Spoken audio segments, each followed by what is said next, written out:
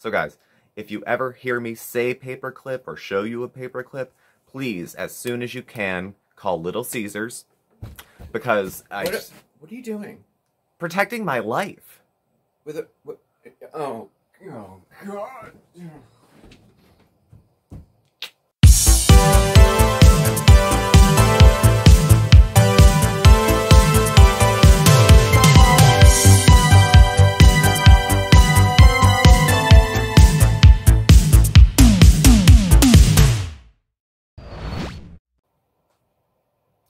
Hello everyone, I'm Steve, Mark's around, say hi Mark. Hey everybody! And this is Smokey Steve and Mark, either welcome or welcome back, and happy Saturday. It is the weekend, so we know what that means. I'm doing a half-half coffee almond milk thing right now. It's a little later in the day. And I have enough trouble sleeping, I don't need to go with a red eye or anything. So I hope everybody's well, I hope everyone's safe, look after yourselves, look after the folks around you in these increasingly bizarre times in which we live.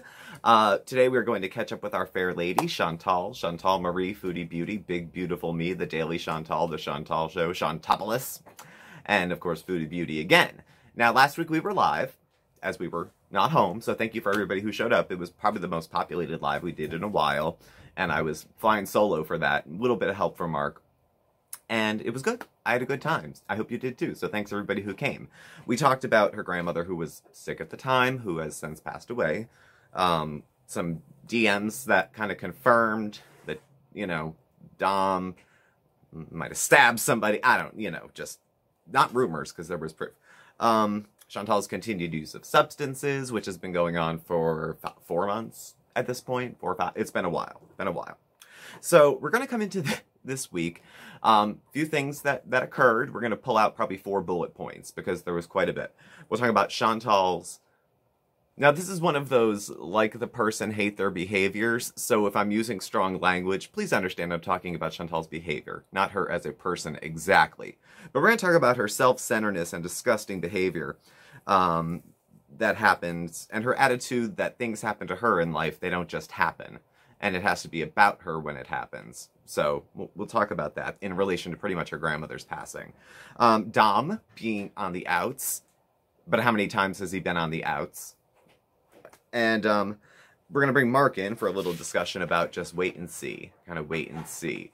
I remember as being an addict that when you have big life stuff like funerals, breakups, that kind of thing, they are firewood for someone who's in active use. So what could we be looking at down the line a week or 2 or 6 from now? So we will talk a little bit about that as well. And then a bit of a sidebar about OnlyFans. Fool me once, shame on you. Okay? So, Chantal being self-centered. Okay. And her grandmother, for anyone who didn't know, Chantal's grandmother was someone she was very close with, she says, as far as all her family members. Her grandmother was sick, was in the hospital and getting care for a while, and then has passed away just within the last couple days. So Chantal was sad, obviously, you would think. But she did choose to make some other things more important than going over there to visit. Now, originally, it was, we can only have one family member at a time. Nobody else is allowed to come in. If you're not vaccinated, possibly, you can't come in. So there was a lot of reasons that she wouldn't go in. She identified some different reasons when she put up a post for the lost family member. You know, when a person dies now, they'll have the obituary and then they'll have the post. Usually it's contracted out from the newspaper. And then it'll say, rest in peace, rest in peace. And there was a comment section underneath the obits where you can leave, thank you for all the time you spent with us. You were a wonderful person to know. And she left a comment that was essentially all about her. And how she was sorry for letting a man get in the way of what should have been the time she spent with her. That's what somebody with a conscience would say and think, maybe. I don't know if that's what they would share with everyone else. They might share a memory with her grandmother. They might share something they did privately together and maybe share memories with other people on there. But instead, it has to be about her and Dom on Grandma's funeral page. You know, I'm reassured by the fact that she says she feels bad about it, because that indicates maybe something like a conscience. But lest we be fooled, her grieving process is not quite what some may imagine it to be. Wish we had more time together. Why? so you could ignore her for a little longer. You know, so it can be put off a little longer and put away a little longer and not dealt with for a little longer. And then immediately after, let's start using substances because I don't want to deal with the feelings. She wouldn't be the first person to do it. I have done it, and it's not unique to people with substance use disorders, but we do it particularly well. Just putting, you know, just saying. Could have put off the OnlyFans, plans, paperclip. So grandmother died. And while she's going through the stream, she's going emotions all over the place. There's a little bit of hostility, weepiness, kind of not really any regret so much for time not spent there. She spoke in the one live and said, "I'd like to be with my mom tonight, but ... But what?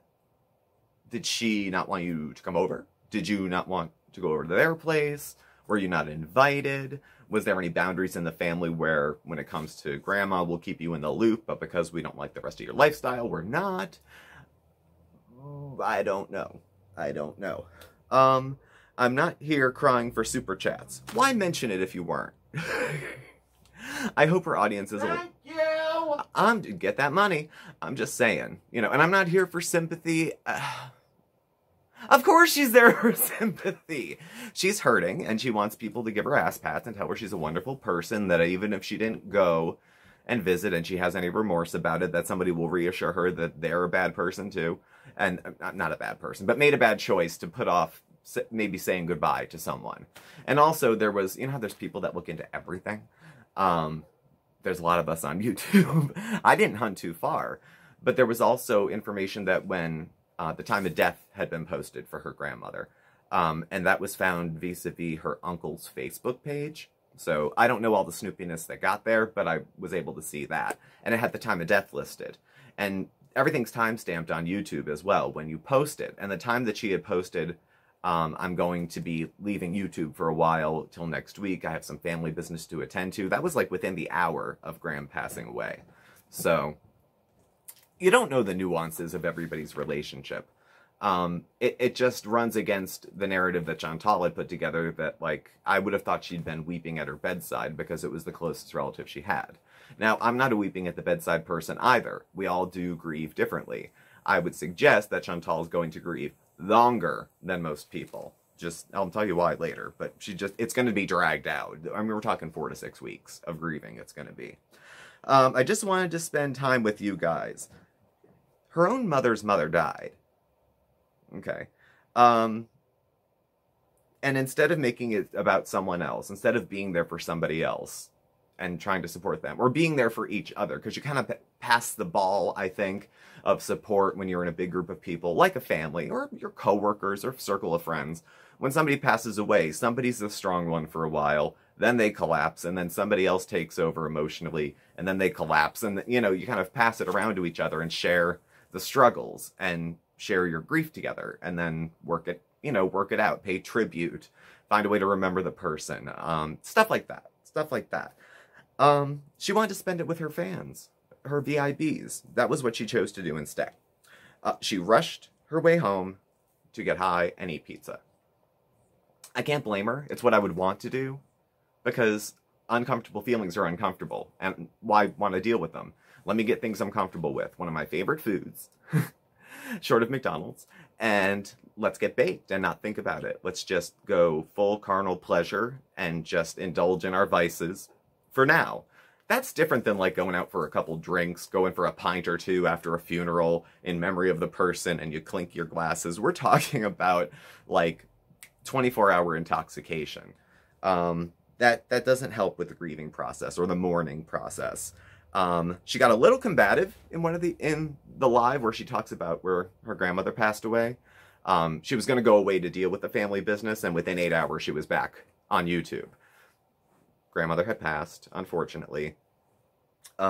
She cried a little bit in the stream, and then she was off and on to doing other stuff and talking about flashing her on OnlyFans, possibly. So she had cried, and people were like, you got over that fast. And she kind of, in so many words, said, well, I already cried. What do you want?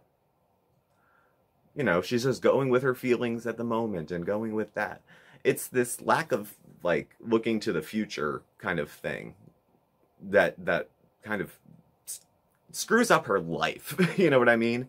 Like, it's not a great way to build like, okay, grandma's gone now. So now the families, sometimes like the matriarchs of families or the patriarchs or what have you, kind of keep everybody connected. They make the phone calls. Their place is the place you go for holidays. And when parts of those generations slip away, sometimes the traditions slip away. Sometimes the family's not as close as they used to be. And opportunities like this get people a little bit closer together and kind of talking and stuff like that, depending on the dynamics in the family. I'm just saying it could be like that. But she's removed herself from it. I suspect, you know, maybe she was invited to share in the grief and to provide some comfort, if you consider Chantal comforting. You know, I don't know. She's now had a death in the family, and we'll talk about the potential breakup with one Mr. Dom, who, I don't care if he lives or dies, and how that's another little trauma on her chart, and how she might be able to, I don't want to say milk these dramas over the next 4 to 6 weeks, but she could. It would be in poor taste, because that takes those situations and makes them entirely about Chantal again. Now, I don't care about the breakup, if that does or doesn't have to do with Chantal. I'd rather her see paperclip. I'd rather her be out of that completely. And that's just with all the love and compassion I have for another human being. It's not because I'm frenzies with Chantal. I just, even if I don't like a person, I'm not saying I do or don't with her, but even if I don't want to see them get beat up and her makeup looked bad. I mean, she looked like a beat up prostitute when she would come home from his places. And part of me thinks maybe she was. You know, she had mentioned human trafficking. Oh, I thought of that a while back. She's just such an immediate pleasure grabber that when any uncomfortable feeling, or even if she doesn't identify the feeling at all, just chase it away. Chase it away. What is it? Might be uncomfortable? Get away from it. Get away from it. They come back. They come back eventually. So, next, Dom, the breakup. Was it a breakup? Blink twice if you need help, Chantal. Or, you know, she said no with the paper clips, because then everyone's going to call 911 on her. But that's where she started. That if you guys see me in distress, and I say her safety word, this is like the thing in BDSM communities where it's like, let's do consensual non-consent, you know, rape fantasy type things, and I'll give you a safety word for you to stop. So, and that's kind of like, she's going to give, you know, heads up to one of her people in the audience to call the police. We cannot, okay, this is, again, putting responsibility on other people to get us out of a situation that we know is fucked up. Okay, we know something is wrong with it. We can do it ourselves. We don't have to farm it out to 1,000 people scattered all over the globe who just want to watch us eat and hear about our high stories and decide that we're going to put the burden on them to call 911 if I feel my life's in danger, when I know that it could be in danger. That's, again, with the everyone fix it for me kind of thing. It's one thing to ask for support, and if you find the chat supportive, I don't think it's helpful as a therapeutic tool, but if you want to talk to people and it keeps you busy, whatever. You know, whatever. And it's part of your job, so, you know, whatever. But, if you ever see a sign, I'd laugh, I think. So she left him in the street in a shady part of town. Kind of makes you wonder when she says, oh, I was abusive too. I don't think she put hands on him. But she's as much of a mind game player as he is, just differently. She had said when she was with BB, she played a mind game, had a girlfriend get in touch with him to hook up, and then BB texted back and said, oh no, I'm in love with my girlfriend, something sweet like that. But she tested him. So she's a game player, and she's playing games with a game player, and nobody's gonna win. Nobody wins out of any of this. He's not really a catch, to be honest, you know. And then, of course, she said, oh, I lied to you guys about having plans with him. But again, she equates lying with keeping your privacy. But she wraps a whole lot of shit into privacy, apparently, because she lies a lot. So the thing that kind of came to a head, apparently, with leaving, whatever. So Dom was supposed to come over. Lie. He wasn't going to, but now he was going to come over. She went to his place to pick him up. And then she was going to drop him at a friend's house so she could go home because he wanted her to go clean the cat hair and clean her apartment. Fuck you. Oh my God. And then go pick him up later. Listen, okay, let's talk about men being assholes for a second. This gentleman comes from a position where I think he's in charge. Chantal credited it to some cultural differences where men take a more assertive role. Assertive my ass. This woman is paying your rent, buying your food, keeping you from stealing sneakers by buying them for you. All that other crap. Who's keeping who? What a man. What a man. You know? Now, Chantal can spend her money any way she wants. If she likes keeping a man and that's how she has her relationships, fine. That's her business if that's what she wants to do. But I don't think it is what she wanted to do. Because now, after the fact, she's blowing a whistle on everything she bought. The phone, all that kind of stuff. So who's really taking care of who and who's really in control of what's going on here? I mean, she could cut him off financially and he'll be like, he'll find somebody else. You know, he'll find another person to do it to. Which gives you kind of an indication, was it about love and feelings or was it about money? And was it about drugs for her? You know, if he's cut out of her life, has she found other places to score? Because, as I said, opinion, I don't think she's only using edibles and THC. I think there's other things going on. So, but if he was her only connect, you know, what's she going to do? So, there are suspicions that he's not, and there's other people in her life who may be using things and she could connect through them. I got nothing solid, so I won't say much. She dropped him at a friend's place. He needed a ride to her place after. Yada, yada, yada, yada, yada, yada, yada, yada. She was FaceTiming with him earlier and there was a shadow in his room and then he shut the call off. No, this is sweet but a psycho kind of stuff. Call the cops. Go ahead. He said this to her once. Call the cops. I can kill you before they get here. Okay, again. We're responsible for ourselves. So if anyone said to me I could kill you before the cops get here, I would be taken aback.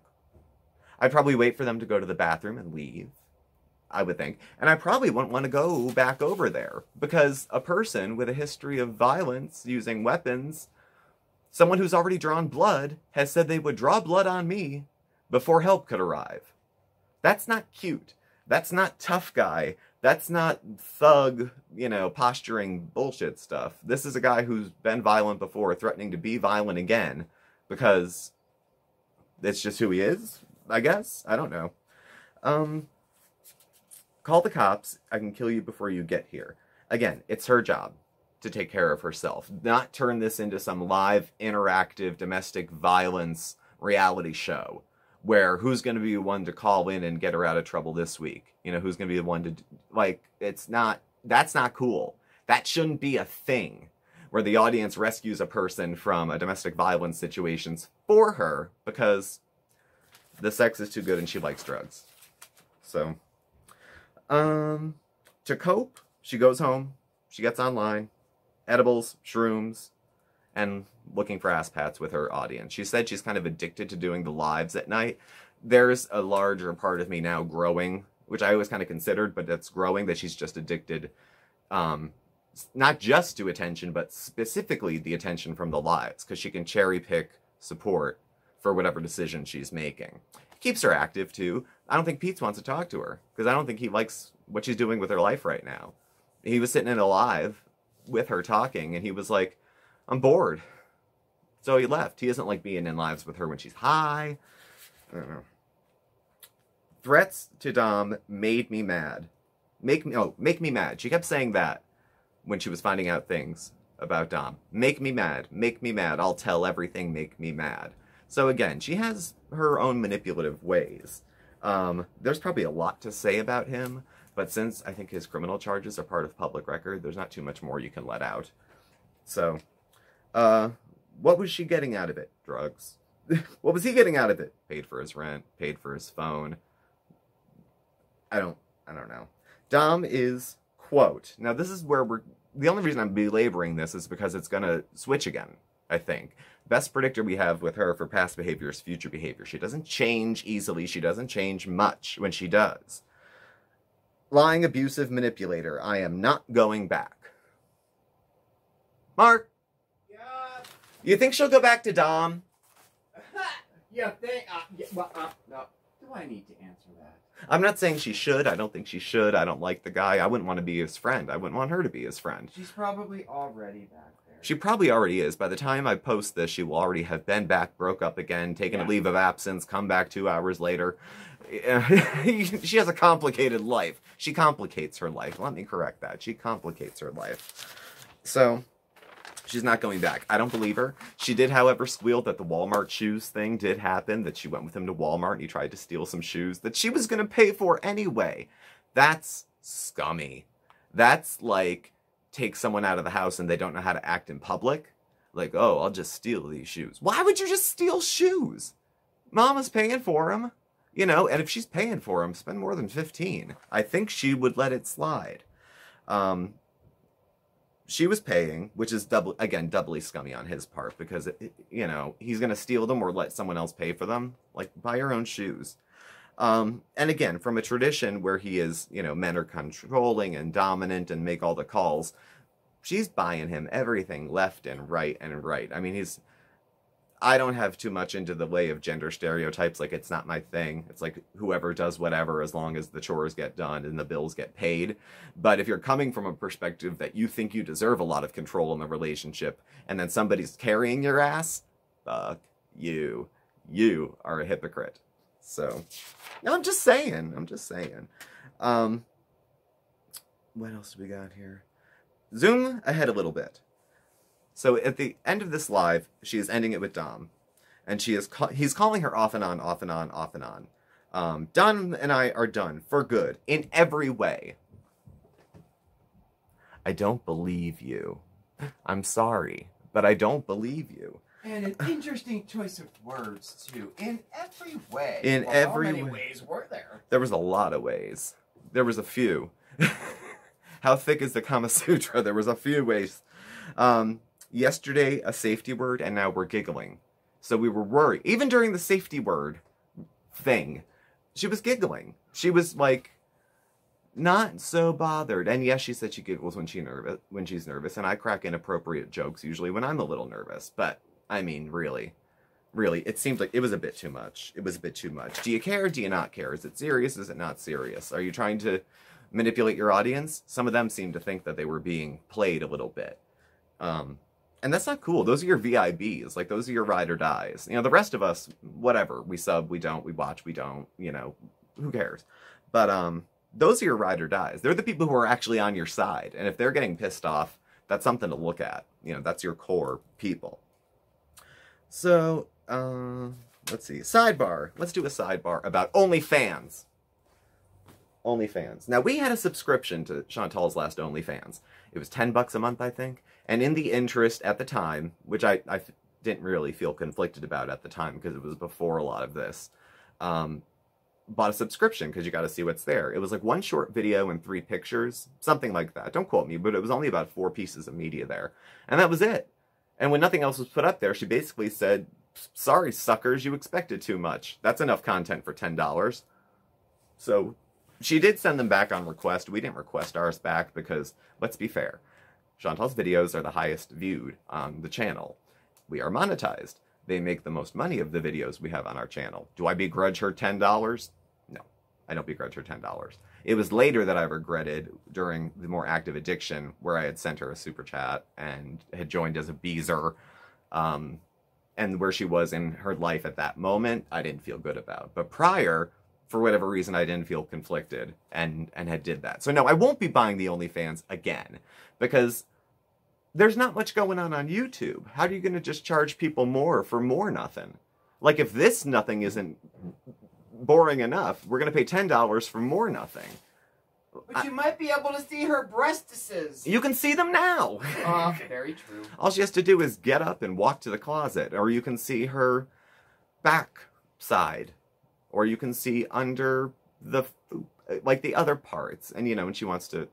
There's a market for it. I mean, there's a market for everything. And for large women who do sexual things, there's a large market for that too. And people will pay for niche adult content like that. So I wouldn't hold her over the fire for that, to do it. I would say prioritizing it over other things that could be more important at the time would be a questionable decisions. Motives, there's nothing new, but She wants more money. I mean, whatever. Blamed us for being gullible as subscribers. We should have known better than to expect anything from her. So, wait for it. What's coming up next? Okay, she had the two bigger things she had kind of juggling in her life are gone. Dom, who will be back, but he's gone for now, I guess. He's probably back by the time you're watching this. I'm filming this at like 3 o'clock in the afternoon Eastern time. He's probably back by now. And grandmother passes away, sends out ripples all over the place. So what happens now? People with substance use disorders handle things a couple different ways. I'll say I handled it a couple different ways.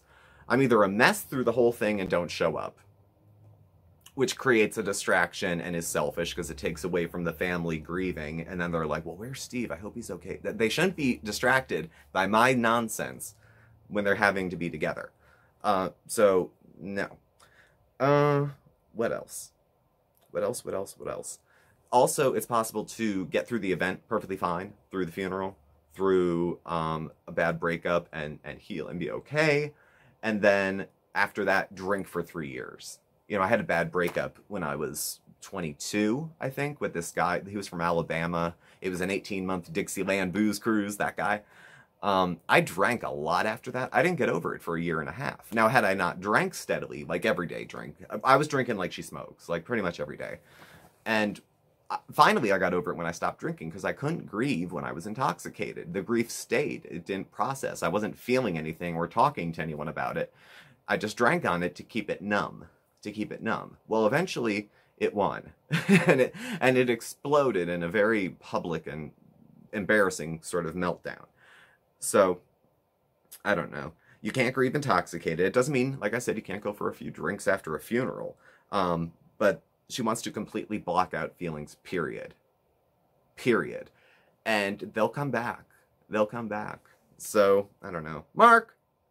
Yeah. Could you come in here for a second, please?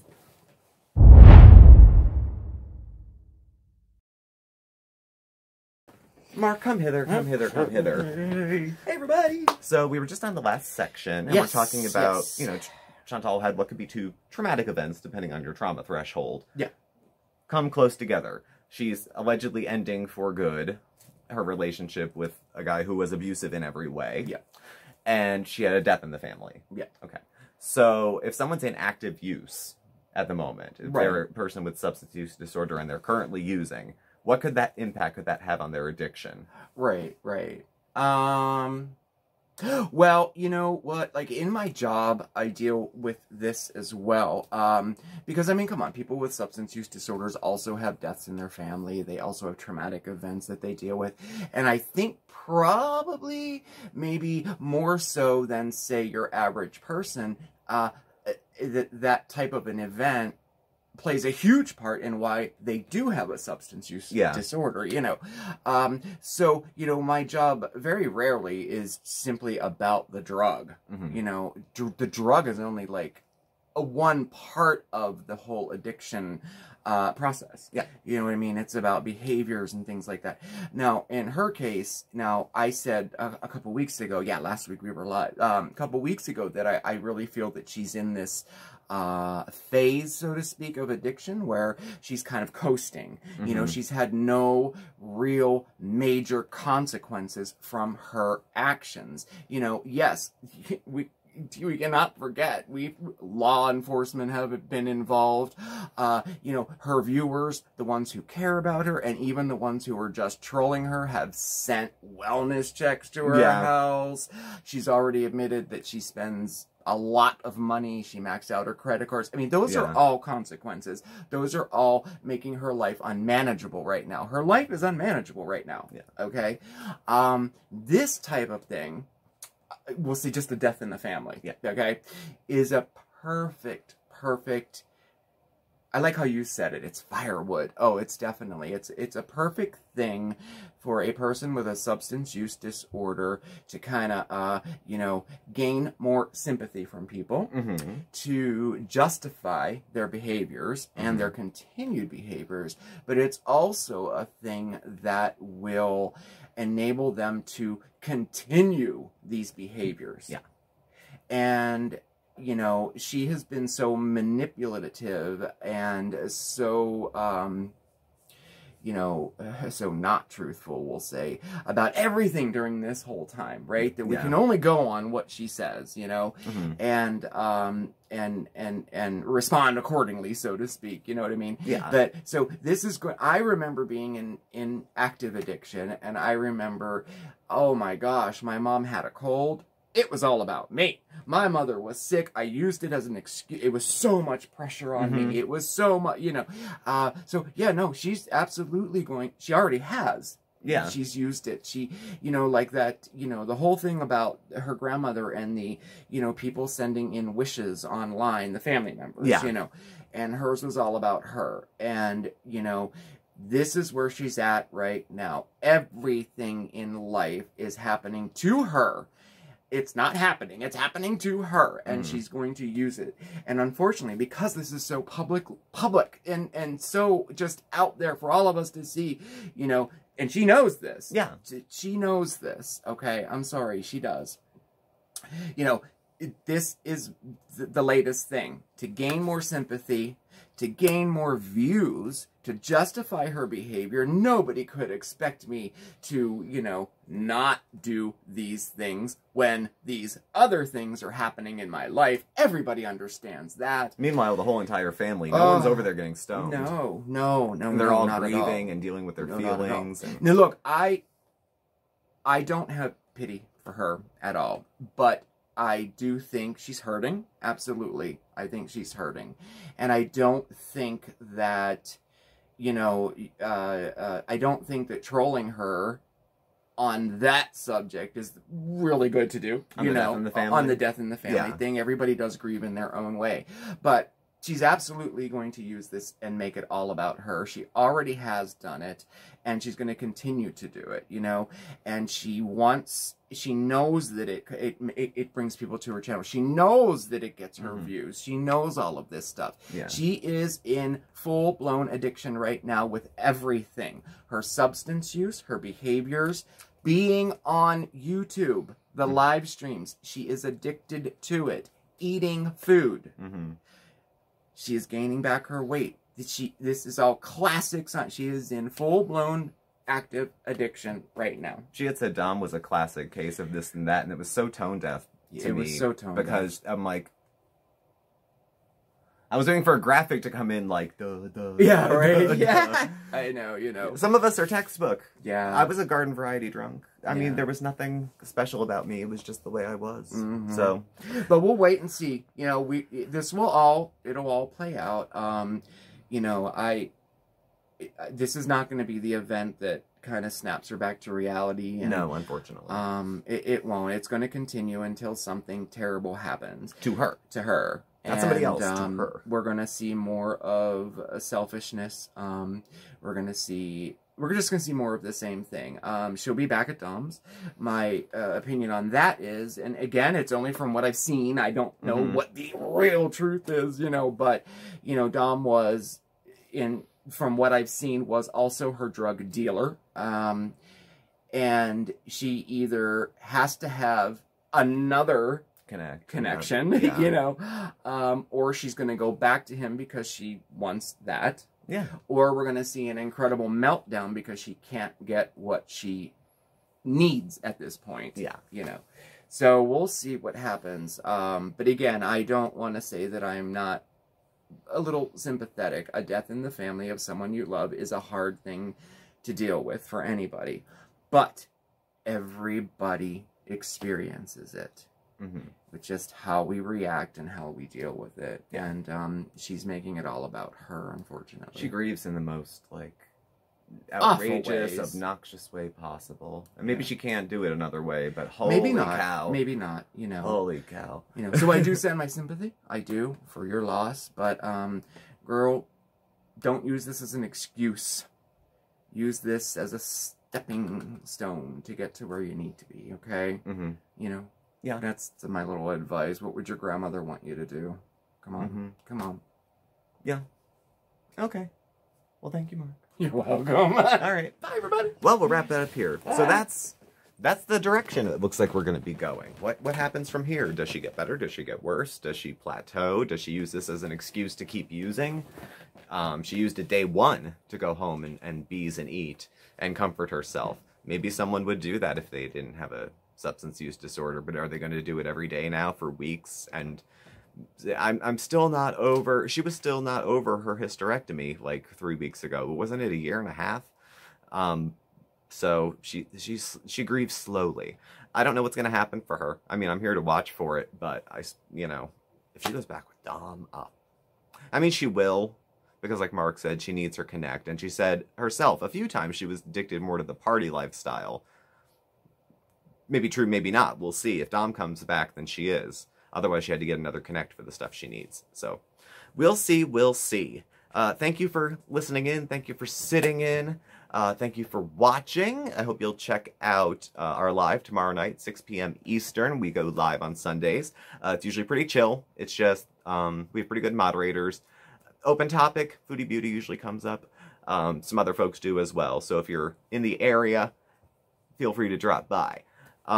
Thank you for watching. Please do subscribe, hit the notification bell so you get alerts when we have new videos and when we go live. You can follow us on Facebook at SmokeySteveAndMarc or on Instagram at SmokeySteveAndMarc. Our email address and our contact information is listed down below as well. Thank you again, and hopefully we'll see you tomorrow night. Thanks for watching. Bye!